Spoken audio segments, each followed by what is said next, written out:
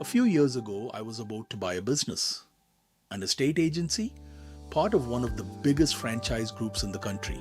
Two towns, family run, stable revenue, a reputation in the area you could not buy.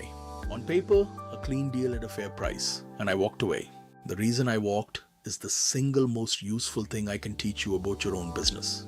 The company that falls apart the moment the people at the top are gone. I was looking at the real thing. Except nobody in it had died or left yet. They were just about to. All four of them, at once. There are about 10 decisions in any owner-led business that only the owners can make. I'll show you what they are, why 3 of them are quietly knocking money off your price, and how to hand those 3 over this week.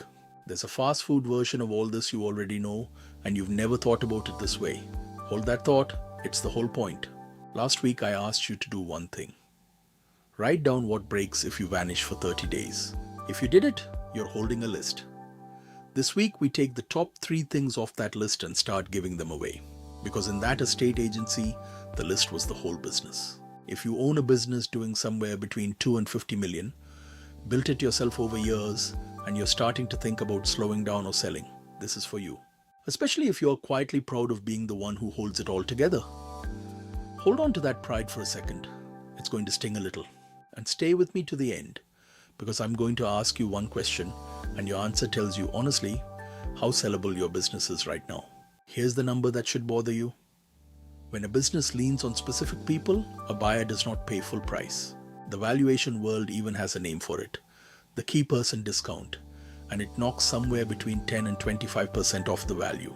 In the bad cases, where the owners basically are the business, it runs closer to half. I was looking at one of those, beautiful business, and I could see the discount from across the table. And it's not rare. 86% of private businesses in this country are family owned, and more than half of the owners want to be out within 10 years. Most won't get the price they're dreaming of. Not because the business is bad, because of those 10 decisions. So let me show you what I actually saw. Picture the setup. Husband and wife built it. The son had worked in the business for over a decade. Senior manager, lead negotiator, ran whole functions of it. And the books were handled by an accountant who happened to be a close friend of the wife. 4 people, a tight ship. The parents were ready to retire, and they'd priced the business on its profit, a few times earnings. So far, a dream purchase. Then I looked closer. The son, the one running half the operation, did not want to stay once his parents left. Over a decade of how this business actually works, the relationships, the negotiations, all of it walking out the door with him. And here's the thing a seller never quite sees. From my side of the table, I wasn't buying a business. I was buying an empty chair with a great brand on it. And once you see one, you see them all. The accountant, the friend, didn't want to continue either. So the person who understood the money was leaving too. The salaries on the books were kept artificially low.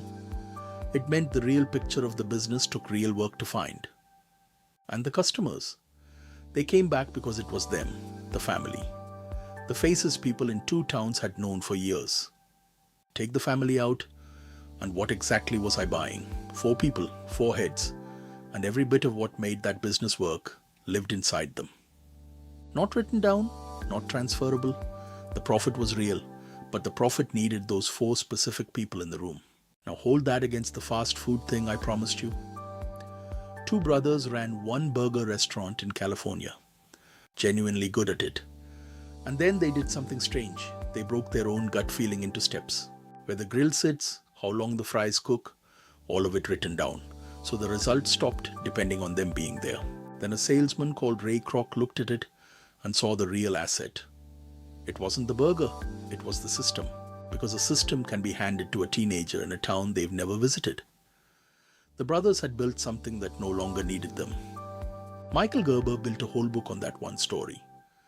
The line from it that this channel runs on is simple. Work on your business, not just in it. My estate agency family spent 30 years working in it, being the engine.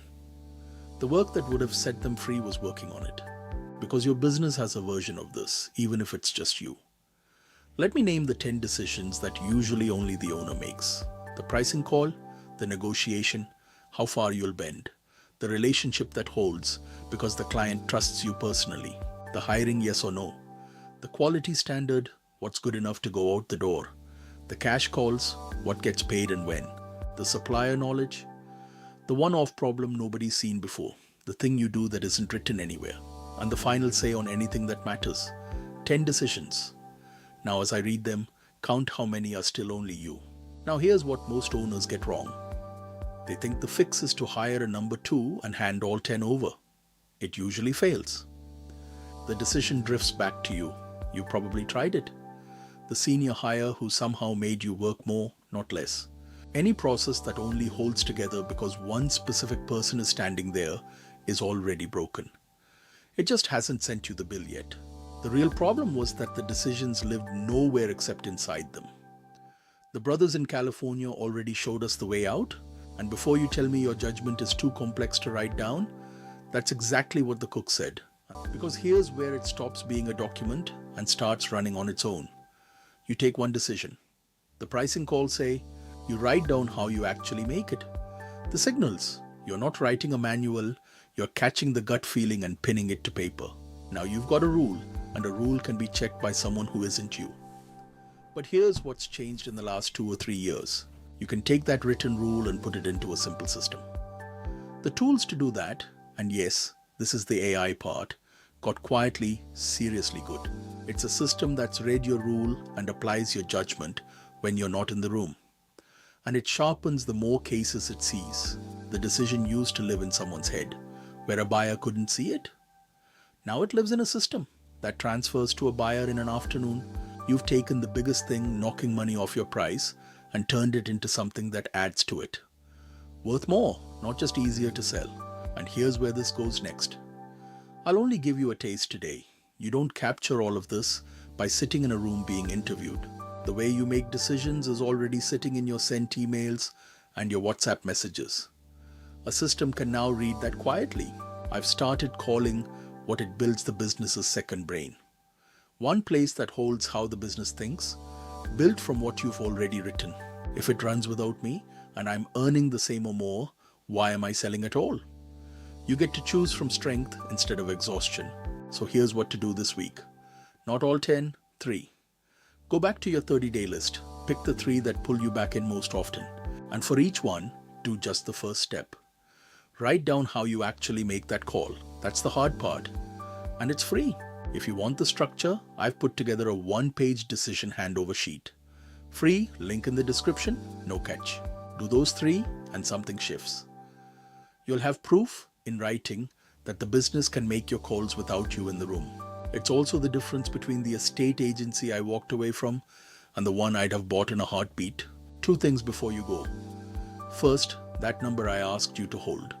Tell me the top one in the comments. I read every comment. Second, if you want to talk it through, everything's at sarangandi.com. There's a 30-minute call you can book, no pitch. And if you've not watched last week's on what your business is really worth, start there. Watch that one next.